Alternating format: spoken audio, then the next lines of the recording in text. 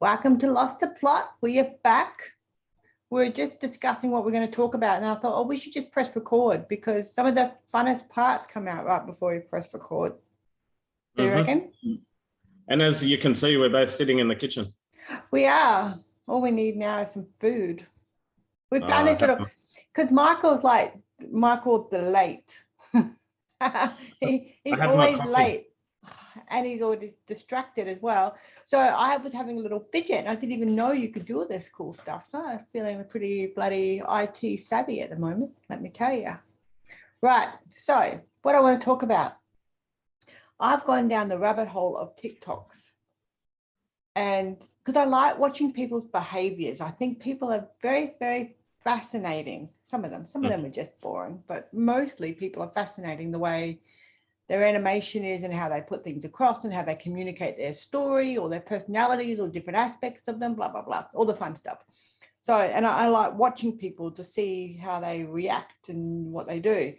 But what I've noticed is this huge trend of, and it's been going on for a number of years, but now it seems to be quite prevalent, is women talking about how much they've been oppressed by men and how, you know, I am woman, hear me roar. And I'm thinking, and there's lots and lots of these videos. And I kind of, look, I get it. I understand that they want to have a voice, but I've just not really experienced a lot of that in my life because, and I'm thinking about this, I'm thinking, okay, what's the difference between what I do and why I don't give a shit about all this feminist stuff, right? And I think femininity, feminist has gone too far. So I think that we definitely needed to be able to vote and all that sort of stuff. But it needs to be, I keep looking at my sign that says find balance. But when I'm thinking about it, if you're a lion or a shark, you don't run around saying to people, I'm a lion, look out. I'm a shark, look out. You're just too busy being a lion or a shark, right? So why would you waste energy on roaring and making your voice heard to say, I'm a strong woman, I am this, I am that? There are all sorts of things that you can, they're boundaries, so sometimes you need to say them out loud, but they're self-talk. I don't think you need to run around saying, I am a shark. Look out, people, I'm a shark, I'm a shark, I'm a shark. Can't you just be a shark without having to say you're a shark? You know what I mean? Does that make sense? Hang on, I just lost you. Why did you lose me? I'm standing right here in the kitchen. Oh, hang on. Where are you? Oh, there you are again. Just this modern technology stuff gets to me. Because you're retarded. And we already covered that, didn't we? We did. Yeah. So what do you think? About the TikTok? Did you tune it out to me again? Yes, about the TikTok. But about people like even the minority or the people that think that they're in a minority group. I just think that there's so much empowerment to be had by just doing your own thing and not giving a shit whether you're accepted by others or not. I mean, if you're blitzing your life and you're better than the version of you that you were yesterday and you're kicking goals and you're happy and you're doing what it is that makes you feel like you have a purpose and you're fulfilled and you've got a smile on your dial all the time, who gives a shit what everyone else thinks? Do you have to run around saying, I'm this, I'm that, and put a label on yourself? Can't you just be your own self and embrace all of your idiosyncrasies and your layers and your complexities and all that deliciousness that makes you you? Why do you need to run around telling everybody that this is what you need? I don't get it. I just think it's a waste of effort. I'd rather put my effort into me. Maybe they're feeling insecure about themselves. Maybe they need some praise, or maybe they feel like you know, their actions aren't being heard, so they're voicing their opinions. Yeah. Maybe that's what it is. I don't know. Yeah. Is it mostly women you see it with or men? Lots of minority groups. I saw this gorgeous man last night. He looks What's a minority group? Well, people that think that they don't fit into society norms, you know, so you've got the people that are transitioning from, you know, one sex to another, or people that want to dress a certain way, but it not looked at or encouraged by society. Screw society. Who are you hurting? If it makes you feel good and you're not hurting anyone, just do it. Like, seriously. So anyway, this man I saw, he was rocking this dress. Like, it's pretty rude, actually, how good he looked in this dress compared to us girls who literally kill ourselves trying to look like how this man automatically looks in a dress. It's rude. His legs were fantastic. His hair was amazing. Kind of got a little bit jealous, actually, to be honest. So, but his point that he was making was that, you know,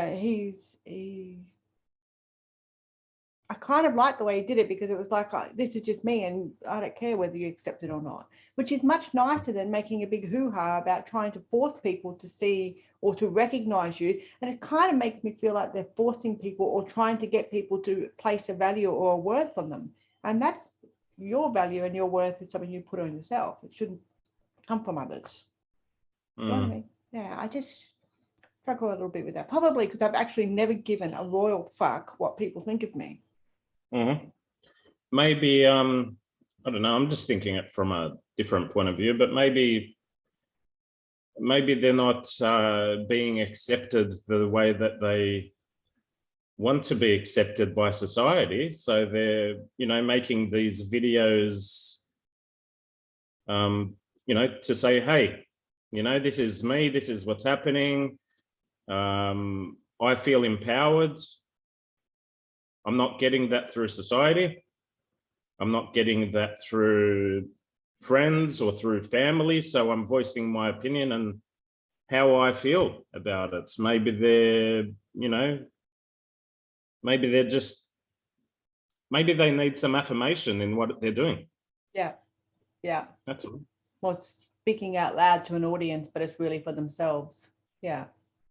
Because no matter what you do, society's going to have an opinion on it. I mean, you can be, the trend might be to only bottle feed your baby. So you bottle feed your baby and all of a sudden the trend changes and everyone's harassing you because you should be breastfeeding. And then it flips between the two. I mean, you're never going to have everybody in society rowing the boat the same way. It just will never happen. So you may as well please yourself. You're not hurting anyone. Who gives a shit?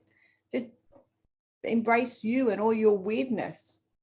Maybe they're making a video diary. You know how some people have personal diaries? Oh, yeah.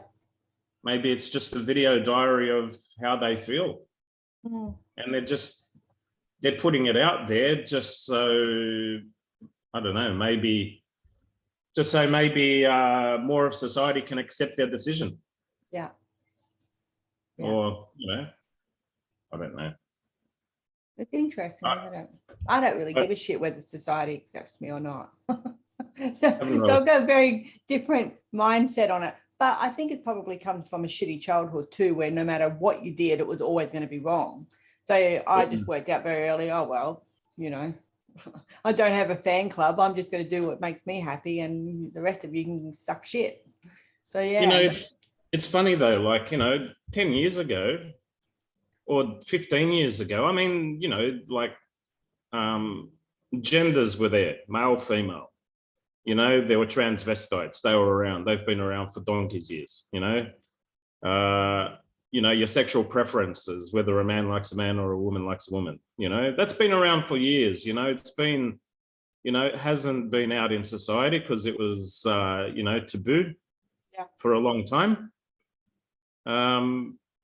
But, you know, like now, these days, you know, kids are being told at school that it's okay if you want to be a female, you can be a female.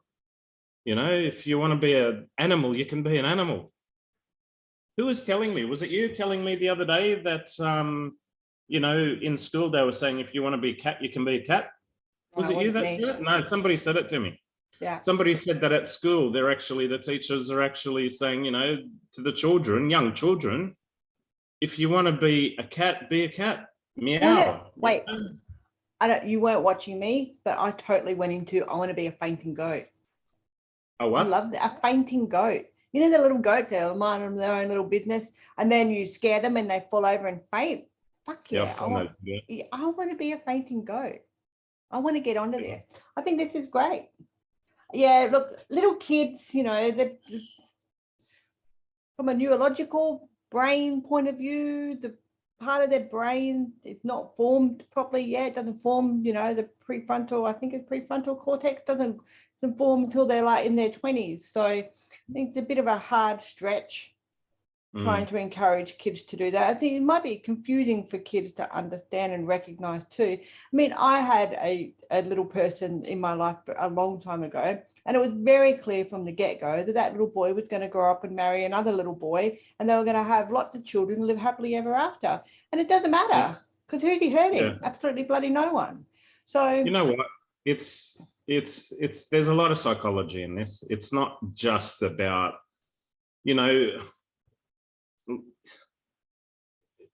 when I was a kid, or when you were a kid, I'm older than you, but when I was a kid, there was none of this friggin', born a boy, I'm going to be a girl sort of thing. I mean, that happened later in life. You might be a cross-dresser, and that was like considered as being, weirdo shit, doing cross-dressing or something like that. But, there's a whole psychology behind it today. Like, all this free thinking and being impolitically incorrect and stuff like that, it's taken a turn on society. It's like fucking, now, if a 5-year-old girl wants to be a boy, it's allowed.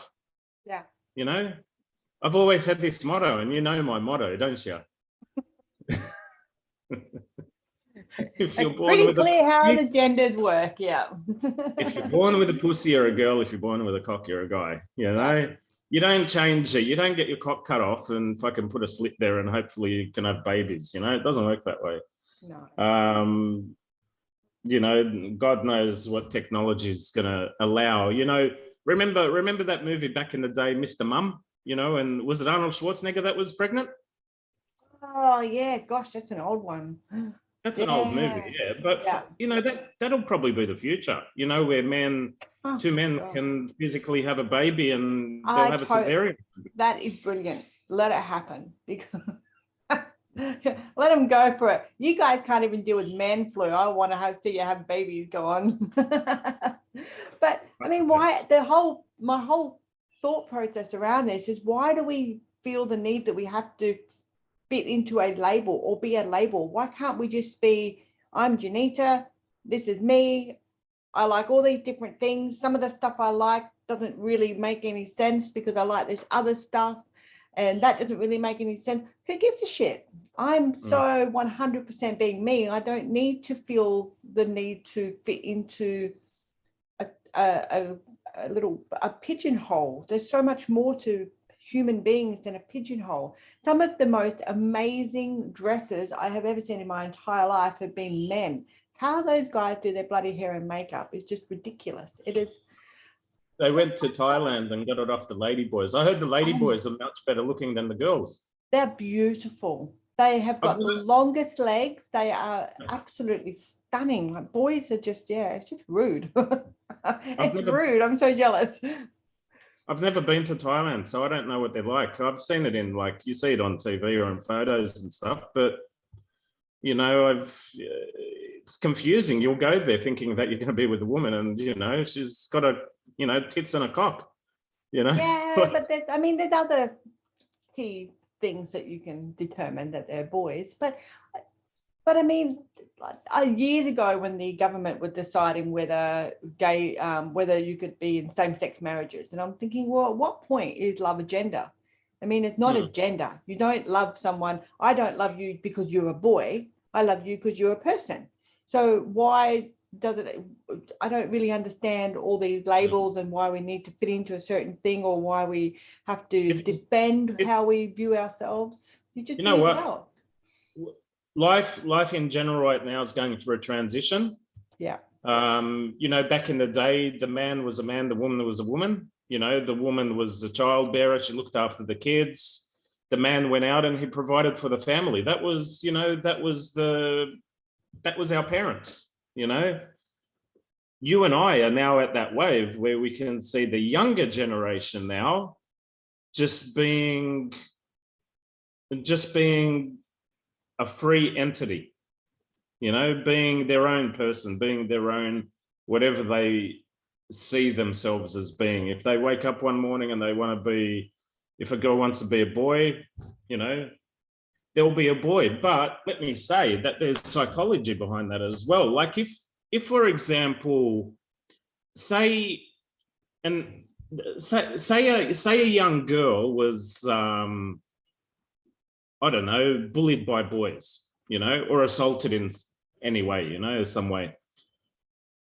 You know, she maybe wants to be a boy because she wants that control. She wants to, she doesn't want to be the one that's constantly bullied. She wants to be like the alpha. Yeah. And the only way she can see herself as being an alpha is Embrace by that masculine energy. Being a man, you know, changing to a man. Yeah. Maybe, you know, psychologically, that's why, you know, a lot of women want to be men. And maybe, you know, maybe a man, maybe a boy at a young age was, you know, sexually abused, for example, you know, and he feels weak and vulnerable, and his mindset of thinking could be that, you know, I'm not saying this like I don't think this way, but I'm thinking outside the square just for this conversation. You know, maybe he thinks that, you know, women are the weak ones and men are the strong ones, you know? So because he was bullied and because he was, you know, abused in that way, maybe he thinks that, you know, he should be the woman. Maybe he wants to change genders, you know, to be a woman because he feels not as strong as a male should feel according to society. But right now we're going through this change in men and women that, you know, women also are equal to men. And this is where the hierarchy of men and women come into play now, because women think that they're, you know, it's always been men. It's always been, you know, the man gets a better job, the man gets a higher pay, the man does this, you know, the man's a provider, the man's a strong one, the woman's the submissive one, the woman's the carer, you know, the woman's, you know, the organizer, she looks after the household. And, you know, it's always been that stereotype, you know, that even in, you know, even in same-sex marriages, you have one that you know is the man. When you look at a relationship, you know who the man and the woman is in the relationship, don't you? They're not like, Yeah. they're not like, See, I would refer to it as energy, because at different times in my life, I've had to pull forward my masculine energy to provide for myself, defend myself. And then, you know, smaller amounts of time, I've pulled my feminine forward. But the feminine is a really, I see it as a very vulnerable position, and people think that there's a lot of power in the feminine, and there probably is. But when it's not your natural go-to because you've been in survivor mode for a very long time, I see it as a weakened state. When I was going and playing with my divine feminine, it took me about 12 months, and I kept wanting to go back to my masculine. It's a safe place for me because I know what I need to do. It's very structured, it's very organized, it's very logical, it's not completely emotionless, of course, because, you know, there's emotions in both energies. But for me, it was safer and easier for me to go back into the masculine. And when I have pulled my feminine out in the past, it's been trampled on. So I kind of tend to not look at it as a like, if you see two female same-sex partners, I wouldn't say, oh, she's the man and she's the woman. I would say, which one has the masculine energy, which one feels more safe there, which one has feminine energy, which one feels more safe there. And throughout the times in relationships, you know, that masculine feminine energy may swap to partners. You know, you might, the one that's traditionally masculine might feel that it's okay and step down and start to soften and relax a little bit more and feel safe and where she is in that relationship. And the feminine one wants to empower herself a bit more and have a bit more of a voice. And you know, so there are times where your ebbs and flows in your relationship. For me, masculine feels, I feel stronger within myself when I'm working with my masculine. I don't feel strong in myself when I'm working with my feminine. You know, decision making is part of human nature. It's part of the survival instinct, you know, in making decisions. So it's embedded within all of us to make decisions and to and to make those decisions come into fruition, because that's how we survived. Yeah. We survived by making decisions throughout time. And I'll say one more thing, that a lot of the things that I imply in these topics, not a lot of things, but some of them, is what I've learned through courses that that I've done in the past. I need to scrape up on them because I've sort of like, not that I've forgotten them, I just haven't consciously used them. I subconsciously use them. And it's hard to, when you subconsciously use something that you've learned in the past, it's hard to express it.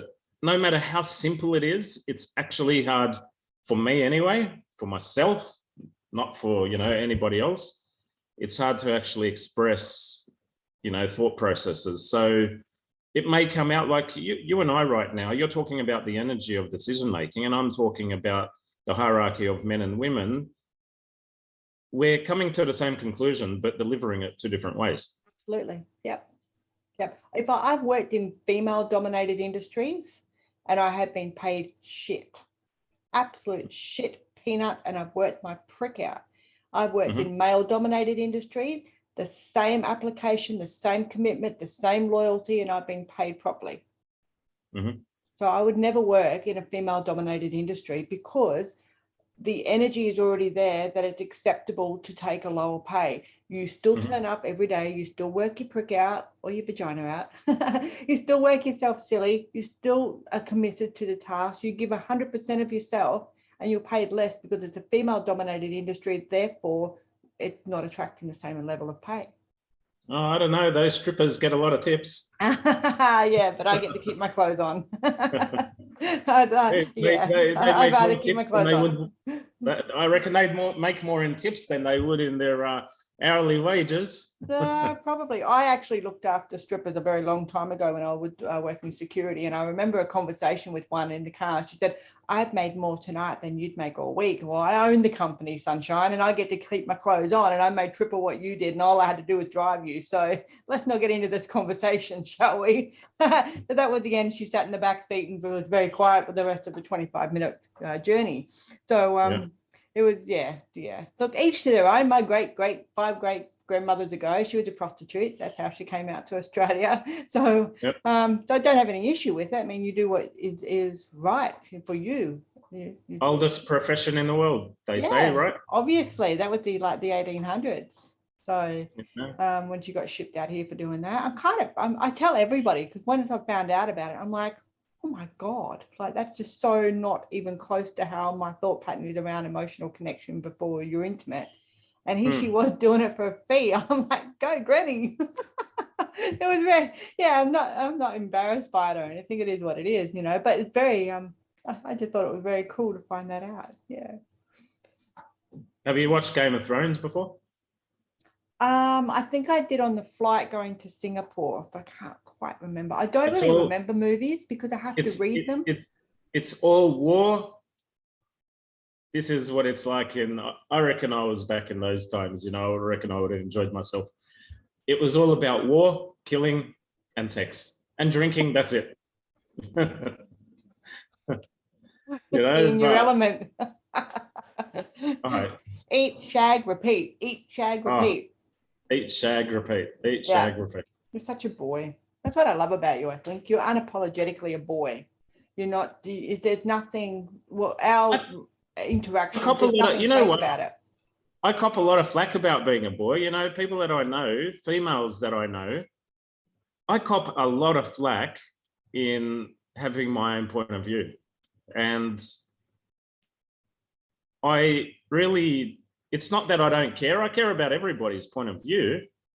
I'm just for a second, I'm looking outside because I live on Sydney Harbour and there's two Army helicopters that are following each other really closely, and they're about to come past in about, I'd say they're about 30 seconds away, but it'll get noisy here soon. Wait, what sort of choppers are they? They're friggin' like, hang on, let me see if I can turn the camera around. Have they got one little whirly thing at the top or two? Oh, fuck. What did you You've got do? the camera. I can't do it with the camera because you've got the background. Ah, They're going to come up now. They're black, big black ones. oh, that helps. Hang on. They're friggin', They're probably looking for you. they're going really like slow, but they're really low as well. They're just gone past. Cool. Because of the backdrop, I couldn't actually film outside to watch the helicopters go by. Because they follow the waterways. Helicopters, according to their insurance policy, where their insurance policies and stuff, they have to follow the waterways where they can. Oh, yeah. To the furthest point, to their destination, and then they have to follow like main roads and that, you know, just in case something were to happen. Yeah. You know, they wouldn't crash into somebody's house. But and that's the seaplanes as well. They follow the waterways too. Aeroplanes are different. They just fly all over it. Whatever they want. Yeah. Sorry, what were we talking about? Oh, you were waffling some crap about getting flack from girls. Oh yeah, fuck. I always get fucking flack from chicks. Hey, fuck me dead. It's like, you know what? They, you know, a lot of women want equality, okay? A lot of women want equality. They do, no doubt about it. Everyone wants equality. But then you get women that want equality, but then they tell me that they're, you know, old-fashioned and they want the man to be a man. It's like, what you're saying right now is like contradicting what you're saying right now. You know, you want to be an equal to a man, you want equality, but you want a bloke to be a bloke. It's like, okay, so you want a bloke that fucking, you know. Are they referring to feeling, because I hear this a lot in the girls' circles too. So I'm kind of wondering if they're referring to not necessarily being looked after from a monetary point of view or a financial point of view, or, you know, being given a house and, you know, all that sort of stuff, more from a point of view that they want the door to be held open for them, or they want a level of respect. If they need, I do that. I do that stuff with my female friends too. Yeah. You know, why I'll are they open the giving you door. flack? It's probably your delivery, because you do like the shit stir. You do. Oh, and you get that little look on absolutely. your face every time you're going to open your mouth and like bait someone. You get the same look on your face, and they probably all see it, so they know what's coming. Oh yeah, look, you know, I'm 98% sarcasm and 2% sarcasm. With a dash. I'm 95% sarcasm and 5% sarcasm. Yeah. No, you know, I do push boundaries and stuff like that, you know, mucking around and everything. I am serious at times as well. When it comes to work and, you know, decision making and, you know, the meaning of life and everything, I'm pretty serious with. But when it comes to talking and everything, okay, I use a lot of, I do talk about sex a bit, you know, with people. I do, you know, I'm like a sexual being. You know how some people could be, I don't know, they like talking about fucking, you know. Astrology. Sorry? Astrology. I actually think that that's a bit of a cool skill that you have, because we could be literally talking about anything else and you will somehow manage to throw in a sex thing or some sort of innuendo, or if you're very talented at it. So I could, and I get your sense of humor and I know what you're doing. You're just stirring things up. That's all you're doing. It's like you get bored, so you chuck something out there to see how people react. But Yeah. a lot of some girls, I think I know probably a dozen girls off the top of my head without even thinking about it, would think Michael's such an asshole. All he ever wanted to do is get my pants, but that's not actually what it's about. No, it's not. You know, I don't want to get into most of the girls' pants. You know, I was going to correct you if you had have said that. No, I don't want to get into most of the girls' pants. They all have the wrong idea, you know, if they think I want to get into their pants. I am quite people see me as being flirtatious, but I'm not flirtatious. I've gone to, I think, 9 or 11 different schools. I went to 11 different schools throughout my whole life. Moved 9 times. So I've had to learn to be really open with people straight away and make friends straight away. And people aren't used to that. They're not used to my personality at all, unless they get to know me and they know that, I joke around. People actually think there's different types of people that fall into my category. Number one, if people didn't know me, they might think, I could be a narcissist or something, because narcissistic people are very confident, whether it's a male or a female. Narcissistic trait, they're very confident and they're very open. But that's not me. I'm just open because life has made me be this way. Yeah. Life has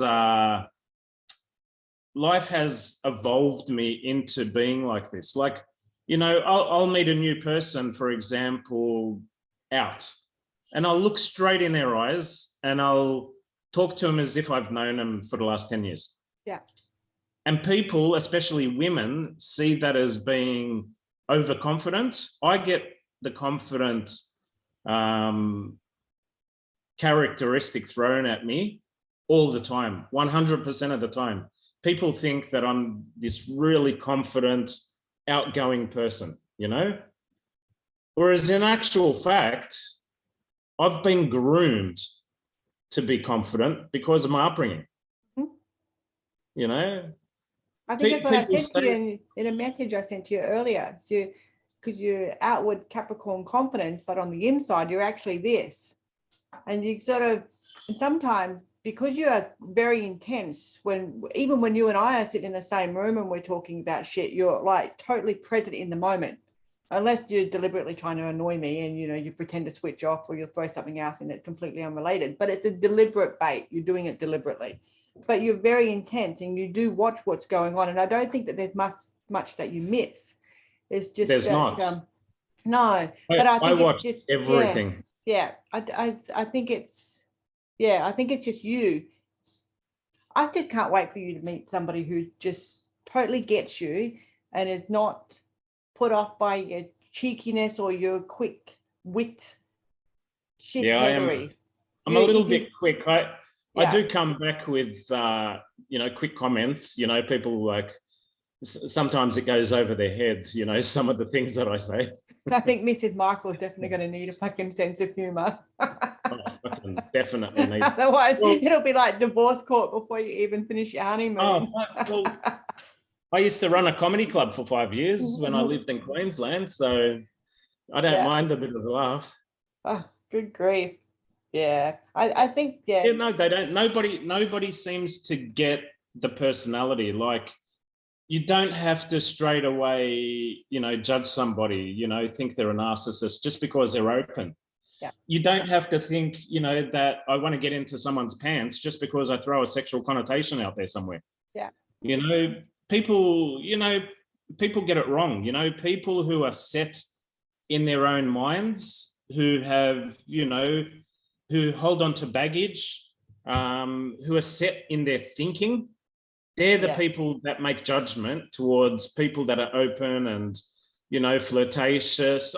I'm not being flirtatious to have sex. I'm being flirtatious to be friendly. Yeah. Nothing else. How you put your thing across. Yeah. And if I'm with somebody, I'm not going to be flirtatious towards anybody else. Like, I'll try and be funny and everything, but I'm not going to, use sex as, being cheeky or something. No. Not in a derogatory way anyway. Yeah. Not in anything that's going to, But you know what I've found as well? What's that? You, for me, when I went through, because I've had spaces of being single in between my partners, and I quite like my time to just sort of get my head straight and work shit out and go, okay, what have I learned from this? Go through the grieving process, because I'm very introspective. I really like my own space. like Yep. you, went to lots of different schools growing up. Both of our dads were in the building construction trade. So we get each other, but you've got a completely different approach. Whereas I'm like, you know what? I'll probably only be here for 6 months, however long it's going to take to build this freaking building, however long the bricklayers are on site for. So it's probably not much point in making friends. I'll just enjoy my own time.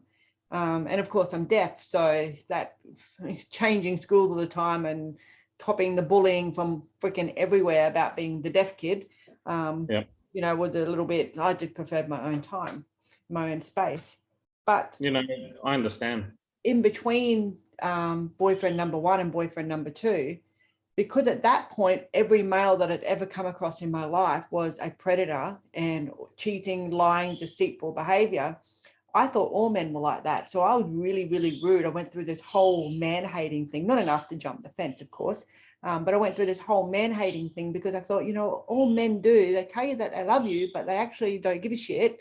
They don't listen. They're rude, they're mean, they're nasty, they hit you, because that's what was going on for me. And then boyfriend number two came along. I thought, oh, you know what, completely different. It's different with this person, but he was emotionally abusive, so an emotionally manipulative and a narcissistic prick. But of course, you don't know that because, you know, you've only had one boyfriend and you're used to different styles of abuse, so you don't really recognize that abuse. So when that relationship ended, I was by myself again before number three came along, and you go through these things where you're reassessing and reevaluating who you are as a person. What did I do? Because you think naturally when a relationship goes to shitter, there's something that you've done. So you do self-reflect a lot, but I really went through a lot of stages between number one and number two in particular, where any man that approached me, or any boy, because I was only in my 20s, you know, 27 or something, approached me, I just thought he was just trying to get my pants. And I didn't trust him, and they could have been the nicest boys ever. And I didn't even give them an opportunity, because at that point, all of my experience and all of my baggage and the fact that I was quite young still, I didn't really recognize that not all men are like that. So, yeah, so I understand sometimes girls would think that you're being flirtatious with intention, which is not necessarily the case, because if you and I met in our 20s, we'd probably kill each other. But I would have a very different view of you. I'd be thinking, oh my God, Michael just wants to just pork everything that moves. So I would probably distance myself from you. But now I'm just like, yeah, whatever, keep dreaming, sunshine. And then we get on with it and do whatever else we're talking about. So it's just, you know, it's not, I'm totally not like that. And I don't want to be portrayed that way, because I know that I'm not like that, but I know a lot of people do portray me that way, which I don't really give a shit about. No. They can think whatever they want. But I will not tell somebody that I love them unless I love them. And that, for me, that's one thing from me, is I might wear my heart on my sleeve when I fall for somebody, but if I tell them that I love them, it means that I will fucking absolutely put my body on the line for them. Yeah. And take a bullet for them. It should take you seriously. It's not something it's a throwaway statement for you. It's a no way. I do not, like, I might say it quickly because so for about 16 years, just to give you an idea of my background, I was a estimator for a building company, different building companies, for about 16 years. So I have to pick up on the details, like the littlest detail I have to pick up on, because if I don't pick up on it, nobody will. Yep. But I sort of go through relationships the same way. You know, if I sense there's a change of energy, I sense that. You know, if I sense that, you know, their body language is saying something different to me, I sense that. Like, I'm very in tune with people's energy, and I'm very in tune with I'm sort of extremely in tune with a lot of things, and I overthink things. Like, I'll go back, you know, when I'm alone, and I'll, you know, overthink it, and I'll, you know, play in my head different, you know, scenarios, or that's your Pisces. That's your sorry? Venus in your, that's your Pisces, Venus and Moon doing that. Oh, it's a fucking fucking annoying, you know. Yeah, I've got a fucking Pisces hate- moon. I know what you mean. I hate Yeah. I hate overthinking things, you know, because you know, sometimes I want things to just go with the flow, but then I think about it, you know, because when I'm so into somebody, I overthink things, you know, and then things don't run smoothly because I've overthought things, you know. Yeah. But sometimes I just need the right balanced personality, you know, to ease my thinking process. Like, you know, if I have doubt of cheating, like both of us have been cheated on 3 times, as we've said in a previous podcast, you know, that is baggage for both of us. And, you know, we overthink things and we think, you know, why has he or she done this? Or why do they do this? You know, why do they put their phones flat down? Why do they carry their phones? You know, and then you hear so many stories of people being cheated on. And that was the first thing that, you know, they say to you is, you know, their social media, you know, and their mobile fucking phones, you know, throw it all away. Like, get rid of social media and, you know, fuck, if you're being honest with somebody, let them fucking use your phone. Who cares about, you know, all that shit? Yeah. But no, I forgot where I was fucking going. Yeah. Have I ever told you that sometimes I have a memory of a goldfish? Noticed myself. You didn't need to tell me. My ex used to tell me that all the time. Dory, I was Dory. I think it's Dory, because you've got like, so many things going through your mind like, too. And then you hello. and then you tune out. Hello. You idiot. Hello. Hey, we're running out of time. We need to wind this up. Do you want to do a second part of this? Because I think we're just sort of, And we never say this on any podcasts. What don't we say? If you like the garbage that we talk about, hit that like and subscribe button. That can be your job from now on. I'll remind you to do it. Maybe we'll say it in the beginning, eh? Boom, shakalaka. Yeah, before they decide, oh my God, these 2 people are just crazy. Someone lock them up. Yeah, just like, subscribe, and next time we make a podcast, when you're driving in the car and you want to laugh or you want something a little bit educational, or, you know, they're having a bit of a hard time with their partners and they want to hear different perspectives on things, you know, just fucking listen to us, because you might learn something or we might fuck your brain up. Go either way. Temporary sanity. Thanks for listening, guys. All right.